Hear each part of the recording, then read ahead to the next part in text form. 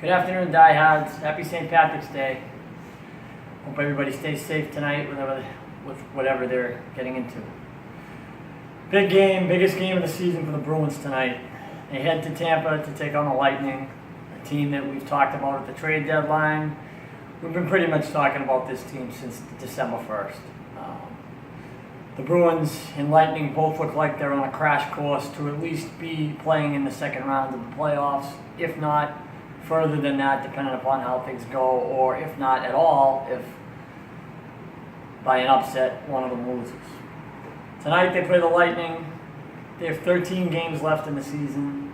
They have 96 points. The Lightning have 100 points with 11 games left to play in the season. Out of those 13 games, the Bruins still play the Lightning tonight, plus 2 more times. Tampa is a wagon, I'm not going to lie to you. They're probably built better than any team in the NHL to win the Stanley Cup. Top to bottom, they have forwards that consistently come at you, a lot like the Bruins, but probably a little bit better.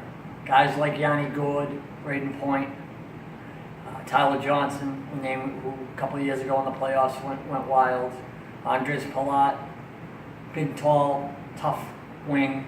Alex Killorn, former Harvard kid, tall, good shooter. Ryan Callahan, veteran, old captain of the Rangers. And to go along with that, they have superior defensemen in Victor Hedman and Anton Stallman. And at the trade deadline, they added Ranger captain Ryan McDonough, a top 4 defenseman on any team in the NHL, and JT Miller, a gritty, tough, goal-scoring, third-line player on their team, which really stands out. And Andrei Vasilevsky, for all intents and purposes, is probably going to win the Vezina. He leads the league in shutouts, leads the league in wins, and he's had a great season. I'm not going to sit here and tell you that the Bruins are a better team than the Lightning. I'm not going to sit here and tell you that the Bruins, without Patrice Bergeron, Charlie McAvoy, probably Zdeno Chara's, Jake DeBrusk, and Torrey Krug are going to go in there tonight and win. But I am going to tell you this. Don't underestimate the Bruins. Tampa shouldn't be underestimating them. We as fans shouldn't be underestimating our own team, because when this team is 100% healthy, and I do believe that will happen by the time the playoffs start, they are going to be a force to be reckoned with.